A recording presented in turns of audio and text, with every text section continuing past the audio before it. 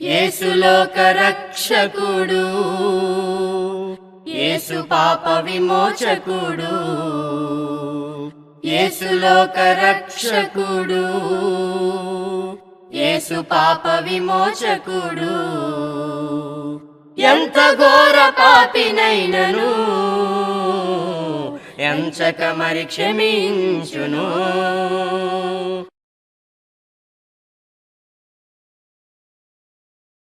ప్రభునందు ప్రియ సోదరి సహోదరులకు రక్షకుడైనటువంటి యేసుక్రీస్తు నామములో నా వందనములు తెలియజేస్తూ ఉన్నాను. దేవుని యొక్క మహాదయను బట్టి, కృపను బట్టి ప్రభునందు ప్రియులారా, ఆత్మీయ జీవితం అనేటువంటి ఈ ప్రత్యేకమైన కార్యక్రమాల ద్వారా దేవుని వాక్యము మనం వినడానికి, నేర్చుకోవడానికి దేవుడు కృప చూపుతున్నారు. అందుని బట్టి నేను దేవునికి కృతజ్ఞతలు, స్తోత్రాలు చెల్లిస్తూ ఉన్నాను. ఈ ప్రత్యేకమైన కార్యక్రమంలో దేవుని యొక్క వాక్యం నుండి కొన్ని సంగతులు ఆలోచన చేద్దాం. క్రైస్తవ జీవితము అనేటువంటి దాని గురించి ఆలోచన చేద్దాం. ప్రభునందు ప్రియులారా, ఈనాడు అనేక మంది దేవుని గురించి చెప్తూ ఉంటారు, భక్తిని గురించి మాట్లాడుతూ ఉంటారు, ఆరాధన గురించి మాట్లాడుతూ ఉంటారు, ఆజ్ఞల గురించి మాట్లాడుతూ ఉంటారు, అనేక విషయాలు చెప్తూ ఉంటారు. కానీ వాటిని గురించి ఆలోచించేటువంటి వారు బహు తక్కువ. యేసు ప్రభువు వారు భూమి మీదకి మానవుడిగా వచ్చినటువంటి దినములలో ఆనాటి సమాజము లేదా ఆ యూదుల యొక్క జనాంగాన్ని ఆయన చూసినప్పుడు వారు కూడా ఎలా కనపడ్డారంటే, అక్కడ బోధిస్తున్నటువంటి వారు శాస్త్రుల పరిచయం గురించి యేసు ప్రభువు వారు చాలా సంగతి మాట్లాడారు. మీరు చెప్పిదిరే కానీ చెయ్యరు అన్నారు. అంటే కేవలము బోధించుకోవడం మాత్రమే వాళ్ళు ఆలోచన కలిగి ఉన్నారు, కానీ ఆ బోధ వారి జీవితాల్లో కనబడలేదు. అందుకని శాస్త్రులు పరిచయం నీతి కంటే మీ నీతి అధికం కావాలని చెప్పారు. నీవు నేను పరలోక రాజ్యంలో ప్రవేశించాలంటే శాస్త్రులు పరిచయం యొక్క నీతి ఏంటంటే ప్రతి దాంట్లో 10వ భాగం ఇవ్వటమే నేర్పారు వాళ్ళు. కానీ 10వ భాగంతో పాటుగా వారు నీతిని అనుసరించాలి. అంటే బోధింపబడినటువంటి సంగతుల్ని వారు అనుసరించాలి. కానీ ఆనాటి సమాజంలో ఆ సంగతి కనపడలేదు. కనుక ప్రభువైన యేసు ఈ సంగతిని జ్ఞాపకం చేశారు. అందుకని మీరు వారి వల్లే ఉండొద్దు, కేవలం వారు బోధిస్తారు కానీ మీరు వారిలాగా ఉండొద్దు, మీరు వినదాని ప్రకారంగా చేయాలి అని ఆనాటి సమాజానికి ప్రభు వారు హెచ్చరించారు. శిలువ మరణం తర్వాత ప్రభు అపోస్తుల ద్వారా వాగ్దానం చేసినటువంటి సంఘమును ఏర్పాటు చేశారు. ఇప్పుడు సంఘము దేని కొరకంటే క్రీస్తుని కలిగినటువంటి బిడ్డలు క్రైస్తవ జీవితము జీవించాలి. క్రైస్తవుడు అంటే ఎవరంటే క్రీస్తుని ధరించుకున్నవాడు. క్రీస్తుని ధరించుకున్నవారు ఎలా జీవించాలంటే క్రీస్తు ఎలాంటి జీవితాన్ని జీవించాలని ఆశించాడో ఆ జీవితాన్ని మనము జీవించాలి. ఇది అపోస్తుల బోధ. కనుక శాస్త్రుల పరిచయాల బోధ ఏంటంటే కేవలం చెప్తారు కానీ వాటిని ఆలోచించరు, వాటి గురించి జీవించరు. కానీ అపోస్తుల బోధ ఏంటంటే వాళ్ళు ఏదైతే బోధించారో అదే వారి జీవితాలు. కనుక బోధ వేరు, బ్రతుకు వేరు కాదు. ఈనాడు చాలామంది జీవితాలను మనం ఆలోచన చేస్తున్నట్లయితే ప్రభునందు ప్రియులారా, కేవలం బోధించేవారుగానే కనపడుతున్నారు, కానీ ఆ బోధ వారి జీవితాల్లో కనపడలేదు. అది దేవునికి ఎంత మాత్రమును ఇష్టమైనటువంటిది కాదు. ఈ బోధలు, ఇలాంటి జీవితాలు నిన్ను నన్ను పరలోక రాజ్యానికి చేర్చవు. ఈనాడు క్రైస్తవ జీవితాన్ని చూస్తుంటే, అంటే క్రీస్తుని కలిగి ఉన్నామని చెప్పుకునేవారు జీవితాలు చూస్తుంటే చాలా ఆశ్చర్యం వేస్తూ ఉంటుంది. బోధకి వాళ్ళకి ఎటువంటి సంబంధం ఉండదు, కానీ బల్లల గుద్ది బోధిస్తూ ఉంటారు, వాదిస్తూ ఉంటారు, ఇది సత్యం అంటుంటారు. కానీ సత్యం అని చెప్తారు కానీ వారి జీవితాలు సత్య సంబంధంగా కనబడట్లేదు. కనుక ప్రభునందు ప్రియమైనటువంటి వారులారా, అపోస్తల బోధ మనకి ఏం బోధిస్తుంది? ఆ బోధన గురించి మనం ఆలోచన చేయాలి. ఆ బోధ మన జీవితాల్లో మనం అనుసరించే వారికి ఉండాలి. ఈ ప్రత్యేకమైన సమయంలో అపోస్తలుడైనటువంటి పౌలు క్రైస్తవ జీవితం గురించి చక్కటి సందేశాన్ని ఆయన వ్రాసారు. కొరింథీ 2వ పత్రిక 5వ అధ్యాయము 15వ వచన భాగాన్ని మనం గమనించినట్లయితే, జీవించేవారికి మీదట తమ కొరకు కాక, జీవించేవారు ఇక మీదట తమ కొరకు కాక. ఈ సంగతులు ఎవరితో మాట్లాడుతున్నారు? ఈ పత్రిక ఎవరికి వ్రాయబడింది? క్రీస్తు యేసునందు పరిశుద్ధులైనటువంటి వారికి, సంఘానికి వ్రాయబడింది. కొరింథీలో ఉన్నటువంటి సంఘానికి పత్రిక వ్రాయబడింది. కానీ కొరింథీలో ఉన్న సంఘానికి వ్రాయబడిందంటే క్రీస్తు ప్రభు సంఘముకు ఎవరైతే జీవిస్తూ ఉన్నారో వారందరి జీవితాల్లో ఈ మాట యొక్క ఉద్దేశాన్ని, ఈ భావాన్ని వారు అర్థం చేసుకోవలసిన వారు ఉన్నారు. కనుక జీవించేవారు ఇక మీదట తమ కొరకు కాక, ఒకప్పుడు మనం ఎలా జీవించాము? మన కొరకే జీవించాము. మన ఆలోచన ప్రకారాన్ని బట్టి జీవించాం, మన ఉద్దేశాన్ని బట్టి జీవించాం. ఏం తినాలంటే తిన్నాం, ఏం త్రాగాలంటే త్రాగాం. కానీ యేసు ప్రభులోకి వచ్చాక, నువ్వు క్రీస్తుని ధరించుకున్నాక, క్రైస్తవ జీవితం ప్రారంభించాక ఇక నీ జీవితం కాదు. జీవించే వారికి మీదట తమ కొరకు కాదు, నీ కొరకు కాదు నువ్వు బ్రతకడం, నీ కొరకు నువ్వు బ్రతుకుతావని క్రీస్తు ప్రభు ఆ శిలువ బలియాగము ద్వారా నిన్ను నన్ను రక్షించలేదు ప్రభునందు ప్రియులారా. కనుక ఈ సంగతులు మనం చాలా జాగ్రత్తగా ఆలోచన చేయవలసినటువంటి వారు ఉన్నాం. కనుక ఇక్కడ మనం గమనించినట్లయితే ఈ వాక్య భాగం మనకు తెలియజేయుచున్నది, జీవించే వారికి మీదట తమ కొరకు కాక తమ నిమిత్తము మృతి పొంది తిరిగి లేచిన వాని కొరకే జీవించుటకు ఆయన అందరి కొరకు మృతి పొందిననియు నిశ్చయించుకొనుచున్నాము. ఒక నిర్ణయానికి రావాలి, ఒక నిశ్చయానికి రావాలి. ఏంటా నిశ్చయం అంటే, ఇక జీవించేవారు తమ కొరకు కాదు కానీ తమ నిమిత్తము ఎవరైతే మృతి పొంది తిరిగి లేచారో ఆయన కొరకే మనం జీవిస్తామని, ఆయన అందరి కొరకు మృతి పొందాడనేటువంటి సత్యాన్ని మనం గుర్తించాలి. కాబట్టి యేసు ప్రభు యొక్క శిలువ బలియాగం దేని కొరకు అంటే, చాలా భాగాలు చేసేస్తారు ఇందులో ఈనాడు. పాపాలు తీసివేయటానికి, పాపాలు తీసివేశాక నీ ఇష్ట ప్రకారంగా జీవించటాక, నువ్వు పాపంలో ఉన్నప్పుడు ఎలా జీవించావు? రేపు చనిపోతాం కనుక తిందాము త్రాగుదామని ఆలోచించావు. బైబిల్ తెలియజేస్తున్నది, యేసు ప్రభువారు ఈ భూమి మీదకి రాకపూర్వమే ప్రవక్తల ద్వారా ఎన్నో సంగతులు దేవుడు తెలియజేశాడు. కనుక ఈ సత్యాన్ని మనం ఆలోచన చేయాలి ప్రభునందు ప్రియులారా. యేసు ప్రభు భూమి మీద బోధించిన దినాల్లో కూడా ఒక ధనవంతుని గురించి ఆయన మాట్లాడారు. ధనవంతునికి పంట బాగా పండింది, సమృద్ధి ఇచ్చాడు దేవుడు. అయితే ఆయన దేవుని గురించి ఆలోచించలేదు, దేవునికి కృతజ్ఞత చెప్పాలని ఆలోచన చేయలేదు. కానీ ఏం ఆలోచించాడంటే, నా ప్రాణమా తినుము త్రాగము సంతోషించుము, అనేక వేల సంవత్సరాలకు సరిపడినటువంటి ఆస్తి నీకు సమకూర్చబడి ఉన్నదని తన ప్రాణంతో ఆలోచించినట్లుగా మనం చూస్తూ ఉన్నాం. కనుక నా ప్రియమైనటువంటి ప్రియ సోదరి, ఈ వాక్య భాగాల్ని వింటున్నటువంటి మీరు, పరిశీలిస్తున్నటువంటి మీరు జాగ్రత్తగా గమనించాలని ప్రేమతో మీకు తెలియజేస్తూ ఉన్నాను. కనుక ఇక్కడ వాక్య భాగాన్ని గమనించినట్లయితే ఏమంటున్నాడు ఆయన?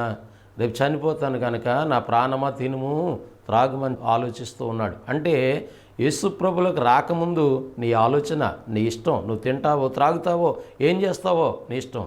ఈనాడు కూడా సేవకులని చెప్పుకుంటూ అనేక మంది తింటూ త్రాగుతూ రోడ్లాంటి దొలుతూ మరణాలు పొంది వీళ్ళు కూడా గొప్ప భక్తుల్లాగా చలామణి చూపిస్తున్నారు లోకాల్లో. వారిని వెంబడిస్తున్న వాళ్ళు కూడా అదేదో గొప్ప మరణం అనుకుంటున్నారు, దేవునికి మహిమ తెచ్చే మరణం అనుకుంటున్నారు, దేవుని నామానికి అవమానం తెచ్చే మరణం. యేసు ప్రభు నమ్మినటువంటి వాడు త్రాగి చనిపోతే అది దేవునికి మహిమ కాదు, వాడి మహిమా ప్రవేశం జరగదు, వాడు పరలోకానికి వెళ్ళడు, నరకంలో వేదనకరమైన స్థలంలో బాధపడుతూ ఉంటాడు. కానీ ఈనాడు సమాజానికి ఏం చూపిస్తున్నారంటే, వారు కూడా గొప్ప భక్తుల్లాగా వీళ్ళ వాక్యాలు పెడుతూ ఉన్నారు. ఈనాడు సమాజాన్ని సిగ్గుపడవలసిన పరిస్థితి, క్రైస్తవ్యానికి అవమానకరమైనటువంటి పరిస్థితి లోకంలో తీసుకొస్తూ ఉన్నారు. కనుక జీవించే వారికి మీదట తమ కొరకు కాదు, నీ కొరకు కాదు నువ్వు జీవించడానికి. నీ కొరకు ఎవరైతే చనిపోయారో, నీ కొరకు ఎవరైతే ప్రాణం పెట్టారో ఆయన కొరకు నీవు నేను జీవించాలని, మనందరి కొరకు ఆయన చనిపోయినటువంటి నిర్ణయాన్ని నువ్వు కలిగి ఉండాలి. కనుక క్రైస్తవ జీవితం అనగా క్రీస్తుని కలిగిన వారి జీవితాలు ఎలాగుండాలో మనం ఆలోచన చేయాలి. ఆ జీవితాల్ని మనం జీవించవలసినటువంటి వారు ఉన్నాం. కనుక క్రైస్తవ జీవితం ఎలా జీవించాలంటే నీకు నాకు తెలియదు వాస్తవంగా. ఎందుకనంటే మనం లోకంలో వారము, లోక సంబంధులు, లోకంతో ఉన్నవారము, లోకంలో మన ఆలోచన బట్టి జీవించినటువంటి వారు. లోకంలో పాపం ఉంది, ఆ పాపంలో మనం జీవించాం.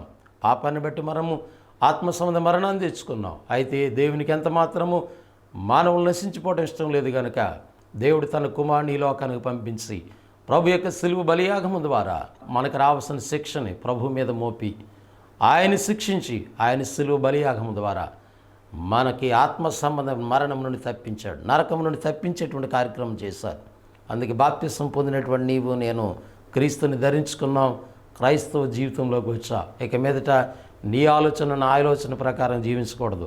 యేసు ప్రభు నమ్మిన వాళ్ళు ఎప్పుడైనా కూడా నా ఇష్టం అన్నారంటే నీ బాప్తిస్తంలో నీ పాత జీవితం సావలేదని అర్థం. నువ్వు శరీర సంబంధంగా ఆలోచన చేస్తున్నావంటే, శరీర సంబంధంగా జీవిస్తున్నావంటే నువ్వు బాప్తిస్తంలో సావలేదను, అంటే నువ్వు పాపంలోనే ఉన్నావని అర్థం. కనుక పాపం నుంచి విమోచించబడినటువంటి వారు, పరిశుద్ధత పొందినటువంటి వారు, ఎవరైతే నీ కొరకు చనిపోయారో, ఎవరైతే నీ కొరకు మరణించారో, ఎవరైతే నీ కొరకు ప్రాణం పెట్టారో ఆ ప్రభు కొరకు నీవు నేను జీవించాలి. అలా జీవిస్తామని ఆయన అందరి కొరకు చనిపోయినటువంటి సత్యాన్ని అపోస్తుడైనటువంటి పౌలు తెలియజేస్తున్నాడు. కనుక ఎలా జీవించాలి?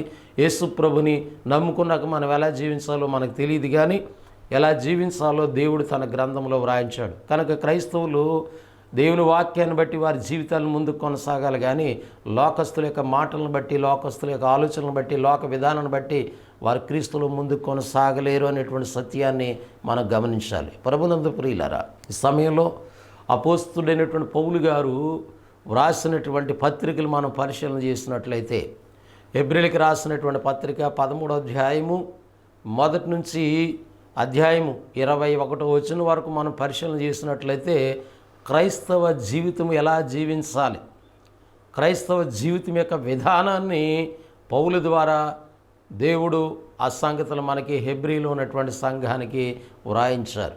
కనుక క్రైస్తవులు పత్రికలను అనుసరించి జీవించాలండి.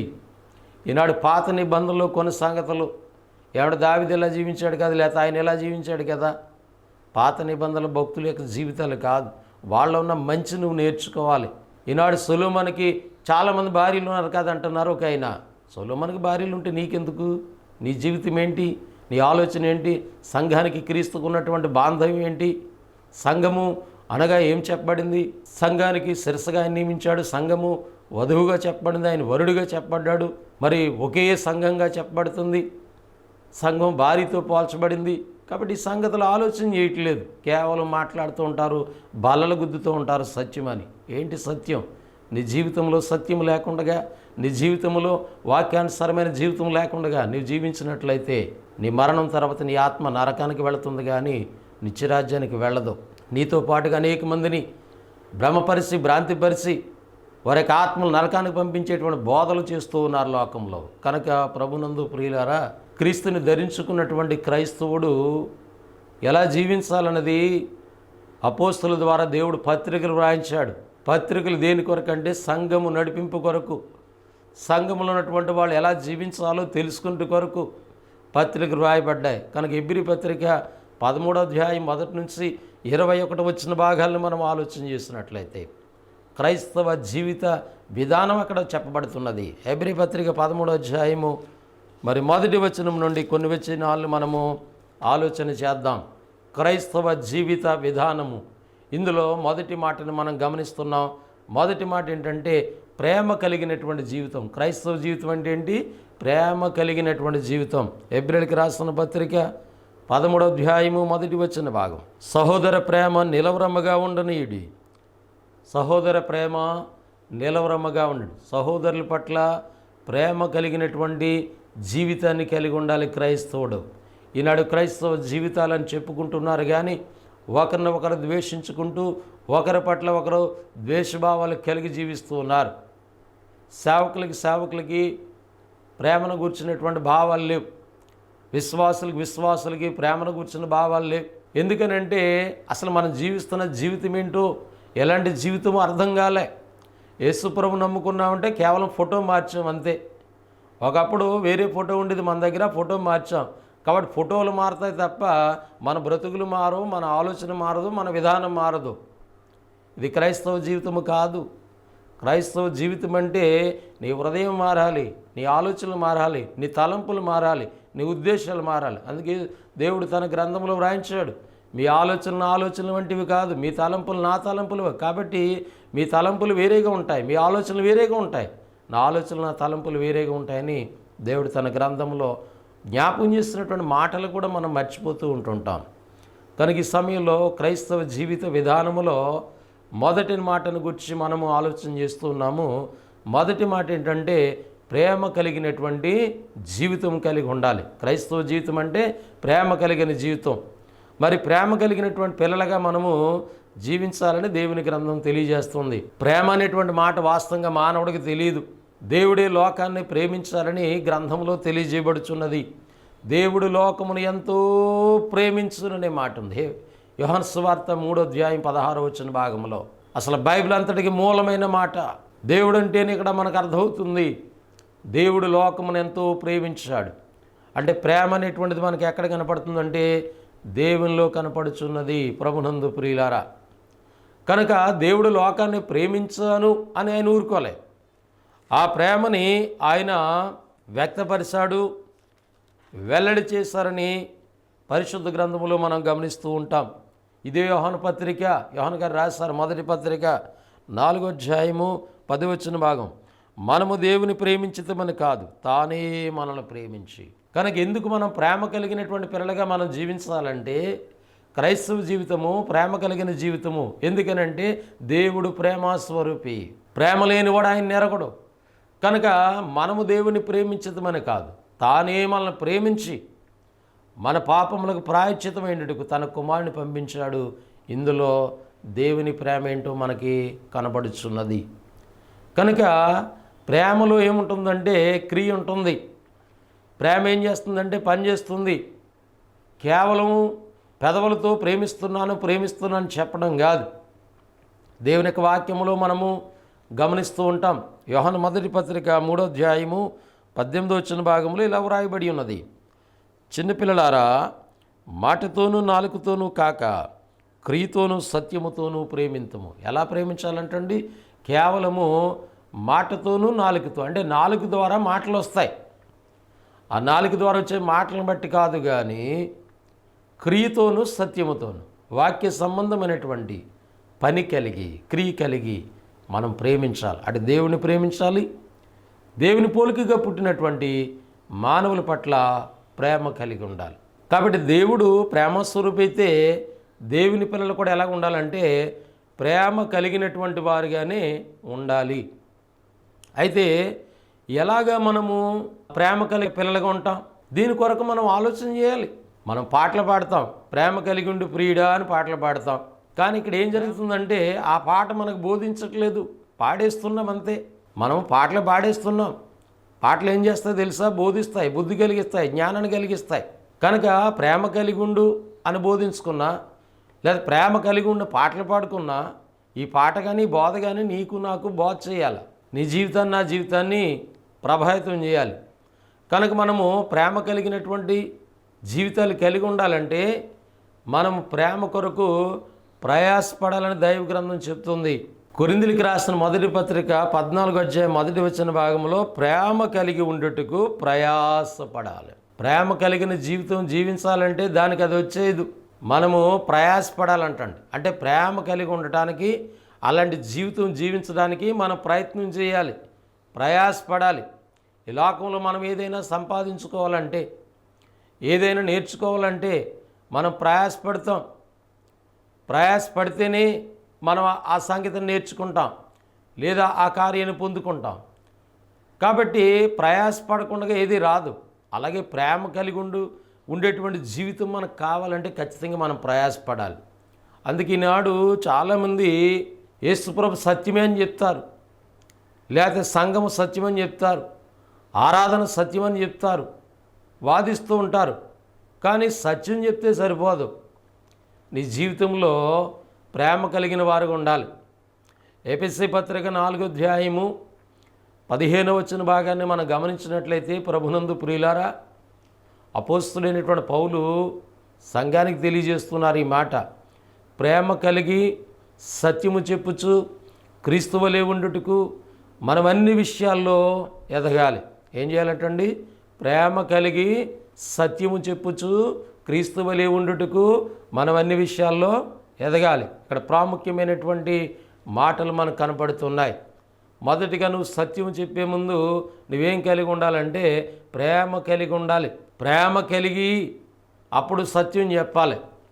ప్రేమ లేకుండా ద్వేషభావాలతో, కక్షలతో నువ్వు సత్యం చెప్తే ఎవరు వినరు.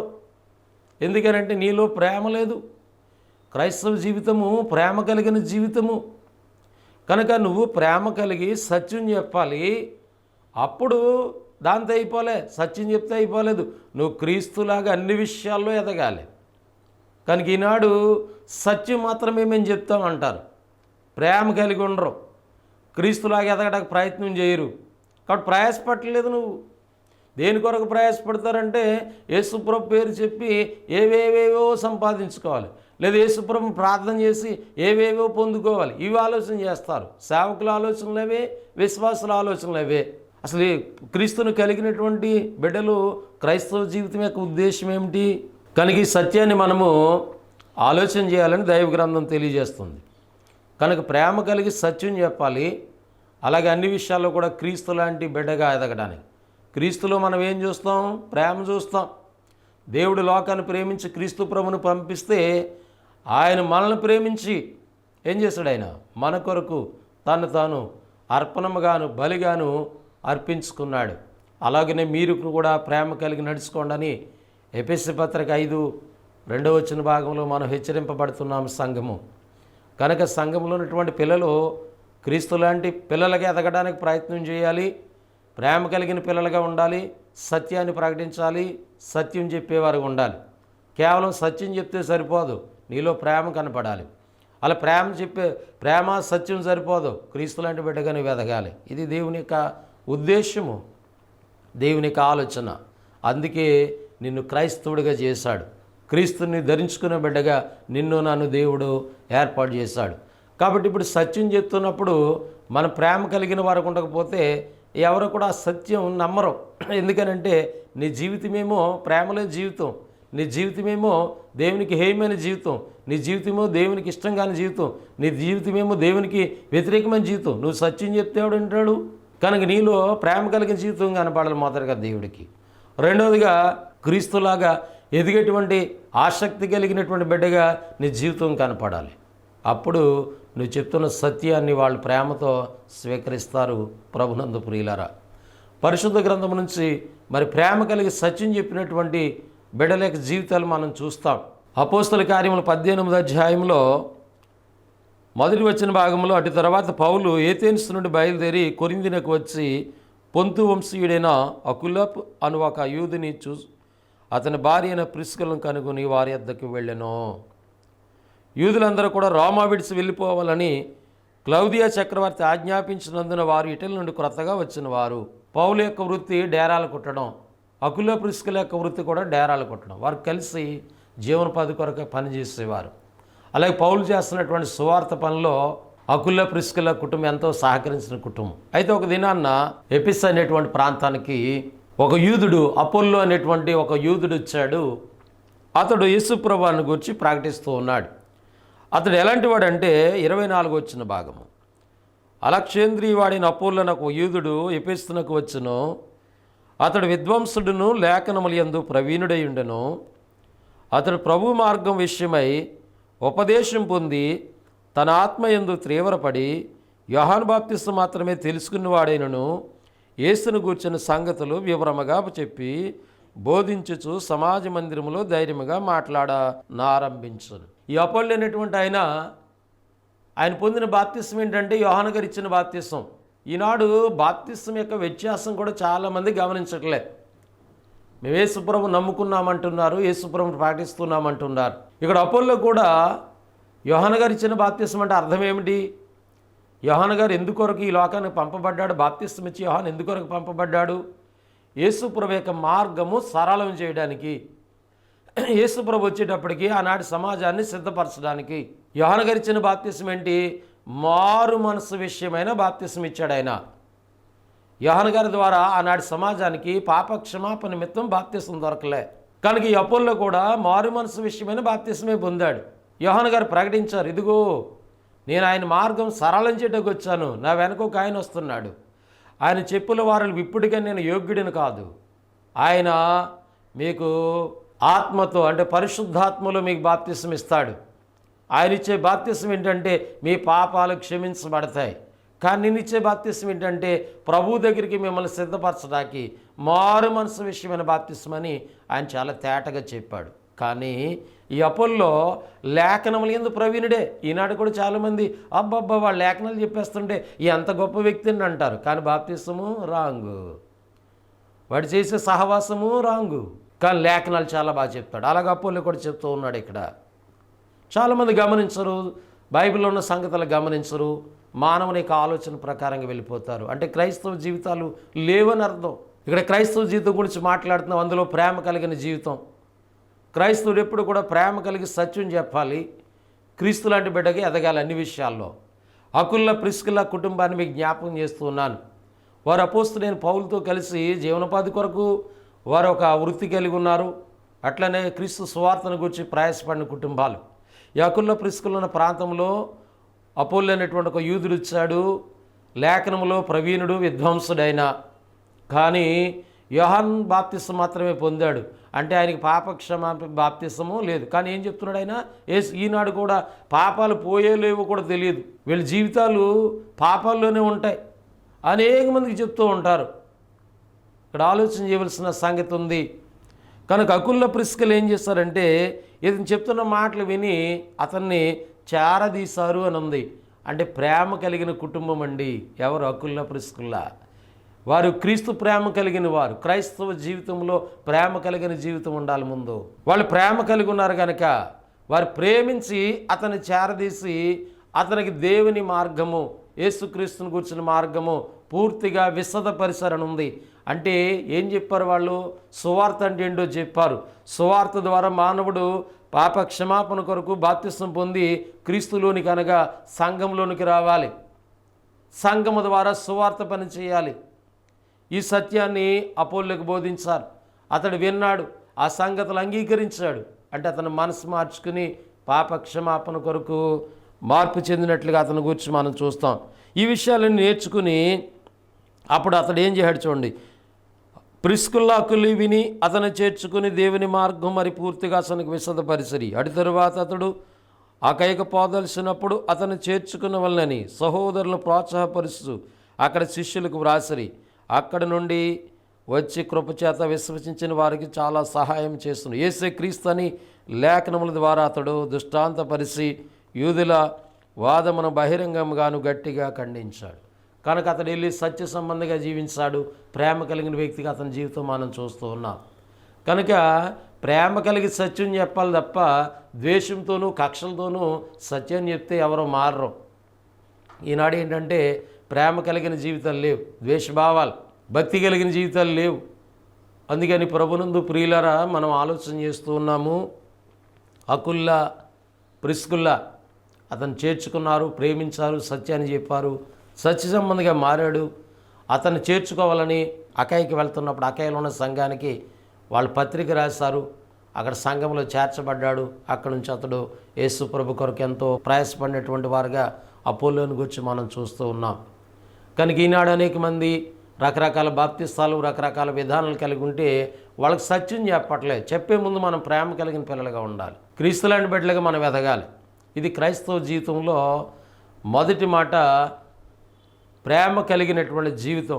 ఇలాంటి జీవితాలు మనం కలిగి ఉన్నామో లేదో మనం ఆలోచన చేయాలని ప్రభునందు ప్రియులారా మీకు ప్రేమతో మాటలు తెలియజేస్తున్నాను. కాబట్టి అటువంటి ప్రేమ కలిగిన పిల్లలుగా జీవించి ఆ ప్రభు రాకడికి సిద్ధపడి నిత్య జీవానికి వారసులుగా ఉంటారని, ఈ లోకంలో దేవుని ప్రేమలో ప్రతి ఆలోచనలో ప్రతి అవసరతలో దేవుని కృపను బట్టి బైబిల్ చెప్తోంది. కాగా క్రీస్తు యేసునందు మహిమలో మీ ప్రతి అవసరమును తీర్చును. దేవుడు ఖచ్చితంగా తన పిల్లలుగా మన అవసరతలు, మన అక్కర్లు, మన సమస్యలు ఎదిగిన దేవుడు అట్టి సహాయం పొందుకుంటూ ప్రభులో జీవించాలని ప్రేమతో మాటలు తెలియజేస్తూ నేను ముగిస్తున్నాను. మీ అందరికీ నా వందనములు. ప్రేమ కనికరము దయగలిగిన మా తండ్రి, నీ పరిశుద్ధమైన నామమునకు స్తుతి స్తోత్రాలు, వందనాలు, కృతజ్ఞతలు చెల్లిస్తూ ఉన్నాం. మీ కృపను బట్టి, ప్రేమను బట్టి, ఆత్మీయ జీవితమైనటువంటి కార్యక్రమం ద్వారా మీ వాక్యం ప్రకటించడానికి, నేర్చుకోవడానికి, వినడానికి కృప చూపారు. ఈ చెప్పబడిన మాటలు ఎవరైతే విన్నారో ఆ బిడ్డలందరినీ మనసులు మార్చండి, వారి హృదయాలు మార్చండి. క్రీస్తు లాంటి స్వారూప్యత కలిగి పిల్లలకి ఎదగడానికి సహాయం చేయండి. ఈ మాటలు విన్న బిడ్డలను, కుటుంబాన్ని మీరు జ్ఞాపకం చేసుకోండి. మీ ప్రేమ పాత్రలుగా బలపరచండి. మమ్మల్ని పరిపాలించిన నాయకుల, అధికారులు, మా దేశ రాష్ట్ర ప్రజలందరి కొరకు ప్రభును కూర్చొని సువార్త సత్యము ప్రేమతో మేము అనేక ప్రాంతాల్లో ప్రకటిస్తున్నటువంటి బిడ్డలందరినీ మీరు బలపరచండి, ఆటంకాలు తొలగించండి. ఇదిగోనైనా ఈ కార్యక్రమాల కొరకు నాకు సహకరించినటువంటి మా స్థానిక సంఘము, ఆర్థికంగా ప్రోత్సహించిన బిడ్డల్ని, అలాగే ఈ పరిచర్య కొరకు నాకు సహకరిస్తున్నటువంటి సహకారాలను కూడా మీరు దీవించి ఆశీర్వదించాలని ప్రార్థన చేస్తూ ఉన్నాం. మరి తండ్రి, ఈ యొక్క మనవుల దయతో మీరు అంగీకరించి మహిమ, ఘనత, ప్రభావాలు మీరు పొందమని యేసుక్రీస్తు నామములో ప్రార్థన అడిగి వేడుకొనుచున్నాము తండ్రి. ఆమెన్. వందనములు. దేవుడి మిమ్మల్ని, మీ కుటుంబాలను దీవించి ఆశీర్వదించునుగాక. ఆమెన్.